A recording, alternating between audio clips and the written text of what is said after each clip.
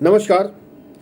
उत्तर प्रदेश में शहरी निकायों के चुनाव का रास्ता अब साफ होता नजर आ रहा है। डेडिकेटेड ओबीसी कमीशन के चेयरमैन राम अवतार सिंह ने कल मुख्यमंत्री योगी आदित्यनाथ से मुलाकात की और उन्हें अपने आयोग की संस्तुतियों सहित 350 पेज की रिपोर्ट सौंपी।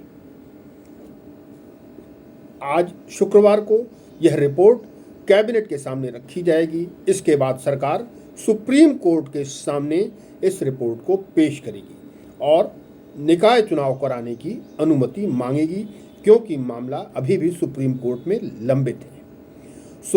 सुप्रीम कोर्ट की अनुमति मिलने के बाद निकाय चुनाव का कार्यक्रम शुरू हो सकता है। अब इससे क्या बदलाव आएंगे? आयोग की संस्तुतियों पर अगर अमल होता है तो अब नगर विकास विभाग शहरी निकायों पर नए सिरे से आरक्षण जारी करेगा। इससे आरक्षण की तस्वीर में बहुत बदलाव हो जाएगा। ओबीसी के लिए आरक्षित सीटें दूसरे वर्गों में जा सकती हैं, वहीं महिला या एससी के लिए आरक्षित सीटें दूसरे वर्गों में भेजी जा सकती हैं, या यूं कहें कि पूरा राजनीतिक परिदृश्य बहुत हद तक बदल सकता है। दरअसल सुप्रीम कोर्ट से हरी झंडी मिलने के बाद ही सिफारिशों के अनुसार सीटों का आरक्षण किया जाएगा। चुनाव के मद्देनजर राज्य निर्वाचन आयोग ने भी अपनी तैयारियां शुरू कर दी हैं और वोटर लिस्ट को जारी कर सकता है। दरअसल पूरा मसला पिछले साल दिसंबर से शुरू हुआ था, जब पिछले साल 5 दिसंबर को रैपिड सर्वे के आधार पर योगी आदित्यनाथ सरकार ने शहरी निकायों की सीटों पर ओबीसी आरक्षण का ड्राफ्ट नोटिफिकेशन जारी कर दिया था। ट्रिपल टेस्ट का पालन न करने को आधार बनाकर इसे हाई कोर्ट में चुनौती दी गई थी। 27 दिसंबर को हाई कोर्ट ने इस ड्राफ्ट नोटिफिकेशन को रद्द कर दिया और सरकार व निर्वाचन आयोग से 31 जनवरी तक बिना ओबीसी आरक्षण के चुनाव करवाने का आदेश दिया।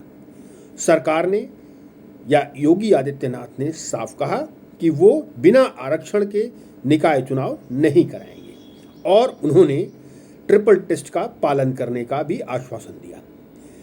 28 दिसंबर को सरकार ने ओबीसी आरक्षण परखने के लिए डेडिकेटेड कमीशन का गठन कर दिया, जिसका कार्यकाल 6 महीने तक रखा गया। राम अवतार सिंह की अध्यक्षता में बना यह कमीशन अपनी रिपोर्ट सरकार को पेश करना था।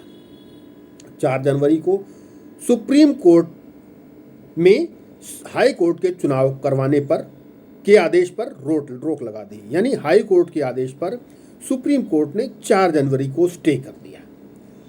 अब पूरे घटनाक्रम पे आज जब इसकी रिपोर्ट आ गई है, ओबीसी आयोग की रिपोर्ट आ गई है, इसमें ओबीसी आयोग ने कई कमियों को गिनवाया है।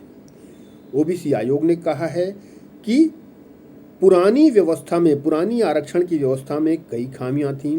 बहुत सी ऐसी सीटें थीं जिसमें पिछले 30 वर्षों से एक ही तरह का आरक्षण चल रहा था। मनचाहा आरक्षण देने के लिए कई सीटों में फेरबदल किया गया।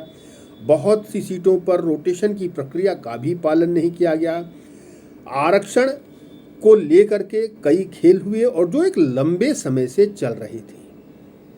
अब इन सभी पहलुओं पर विचार करके सरकार को आयोग ने अपनी रिपोर्ट दी है। आशा कर सकते हैं कि उत्तर प्रदेश में चुनाव का रास्ता, या यूं कहें निकाय चुनाव का रास्ता अब साफ हो सकता है। नए सिरे से हुए आरक्षण से तस्वीर पूरी तरह बदल सकती है। इसको लेकर सभी राजनीतिक दल सतर्क हो गए हैं और ओबीसी वोटों को लेकर के जुबानी बयानबाजी का सिलसिला चालू हो गया है। लेकिन इससे एक चीज़ तो तय है कि आम जनता को लाभ होगा, उसको अपनी लोकल गवर्नमेंट चुनने का मौका मिलेगा। फिलहाल आज के लिए इतना ही। दीजिए इजाज़त। नमस्कार।